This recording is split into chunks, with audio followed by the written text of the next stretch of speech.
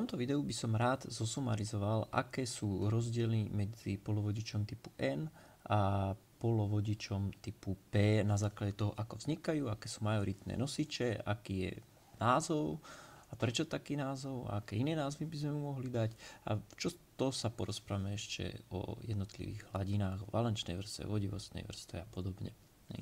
Že ako vzniká polovodič typu N? Tým, že primiešam do krémiku prvky z ktorej skupiny. Hej. Má to byť 5. skupina. Že? Ak primiešam prvky 5. skupiny do krémika, tak vznikne tam kovalentná väzba medzi jednotlivým krémikom a tým prvkom 5. skupiny. Tej, ktorý my sme používali, je fosfor. Hej. Prvok 5. skupiny má 5 valenčných elektrónov. Hej. Pretože má 5 valenčných elektrónov a tým pádom sa stane to, že jeden elektrón zostane voľný, pretože krémik má 4 valenčné elektróny. A 4 valenčné elektróny sa zviažu so 4 elektrónmi z fosforu, ale jeden teda musí zostať voľný. Hej. Čiže máme potom jeden voľný elektrón a majoritnými nosičmi náboja potom musia byť elektróny. Hej. V tomto sa teda môžeme pýtať, že existuje aj niečo ako minoritné nosiče náboja? Hej. Áno, existuje aj minoritné nosiče náboja, pretože ten krémik, ktorý ja som zobral na začiatku, hej, keď som mal na začiatku dať kde krémik, tak ten krémik nikdy nebude čistý. Hej. Nikdy sa mi nepodarí vyrobiť 100% čistý krémik a potom tam začnem primiešavať fosfor. Možno už predtým sa tam nachádzali nejaké iné prvky.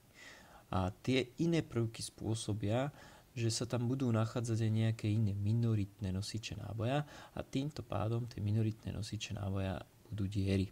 Hej.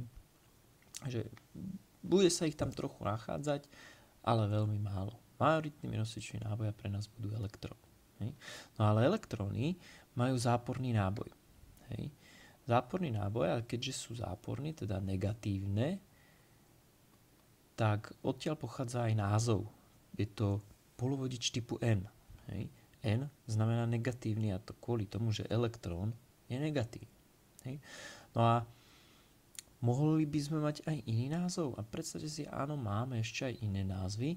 A pretože teda ten polovodič typu N mi dodáva elektrón, hej, je mi schopný dodať elektrón, tak niekedy ho nazývame aj donorom, teda darcom.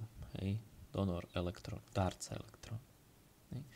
Pozrieme sa teraz na polovodič typu P. Ako vzniká ten?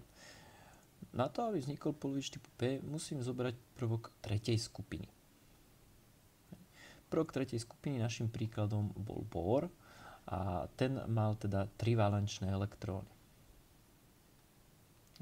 Keď má 3 valenčné elektróny, tak tie 3 valenčné elektróny sa zviazali so 4 od krémika, ktorý má 4 valenčné elektróny a tým pádom jeden valenčný elektrón pri krémiku zostal prázdny. A teda vznikla diera. A tým pádom aj majoritné nosiče pri polovodiču typu P musia byť diery. A diery považujeme obyčajne za niečo kladné. Samozrejme, teraz to tu bude naopak, minoritnými nosičmi,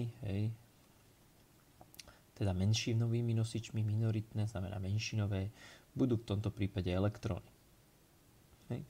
Keďže ale dieru považujeme za kladnú, a tak dostal tento polovodič názov P, pretože P znamená pozitív.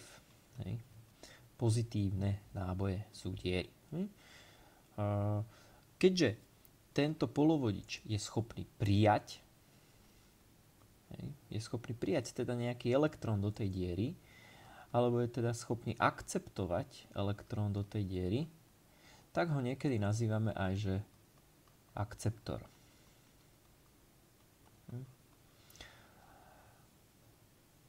Takto by to skrátke bolo popísané to, čo už o polovodiči typu N a polovodiči typu P vieme. Poďme sa teraz pozrieť na ten level, čo sa tam udeje, keď ja na ten level hladinový. Ak ja si tu vopred nakopírujem predpripravené veci a síce tentoraz teda tie hladiny, tak vieme sa porozprávať aj o nich. Mali sme, toto sme už rozoberali, keď sme sa rozprávali o šírke zakázaného pásma a na základe nej sme sa rozprávali o tom, že kedy je látka vodivá, polovodivá alebo nevodivá, tak všeobecne vieme, že šírka zakázaného pásma je rozdiel medzi hladinami vodivostnou a valenčnou. No a tu sa rozprávame o polovodiči typu N, tu sa rozprávame o polovodiči typu P. Čo sa stane, čo sa udieje tuto s hladinami, keď ja primiešam prvok 5. skupiny? Dostanem polovodič typu N a reálne to, čo sa udieje, že tu ešte pribudne ďalšia jedna hladina, na ktorej sú práve umiestnené teraz tie voľné elektróny od toho nášho donoru, od teda polovodiču typu N. A táto hladina tu sa nazýva, že Fermiho hladina. Od pána Enrika Fermiho, môžete si ho vygoogliť. Že to, čo sa udieje s hladinami, je, že pribudne Fermiho hladina a teraz vidíme, že je jednoduchšie dostať tie elektróny do vodivostného pásma. Nepotrebujem až toľko energie, pretože na to, aby teraz tieto energie prekonali to zakázané pásmo, tak nie len, že je to vodivostné, ale je tu ešte aj tu Fermiho, tak potrebujem dodať energiu, ktorá je rozdiel iba medzi týmito dvoma. Podobne pri polovodiči typu P a tu tiež vznikne nejaká Fermiho hladina, ale tento raz tá Fermiho hladina sa nachádza bližšie tuto k valenčnej vrstve a tam sa nachádzajú samé diery. Budem ich označovať takto pluskom. Opäť je to hladina, ktorá sa nazýva Fermiho. A znova som teraz vyrobil polovodič a tento raz potrebujem opäť menšiu energiu ako pôvodne. Vyzerá to na prvý pohľad, že je to väčšia ako pri polovodiču typu N, alebo je to závisí od toho, že aké prvky ja som sa rozhodol nadopovať, čo som sa rozhodol vložiť ako môj donor alebo ako môj akceptor. Tak v tomto prípade tá Fermiho hladina sa nachádza povedzme bližšie k tejto valenčnej vrstve.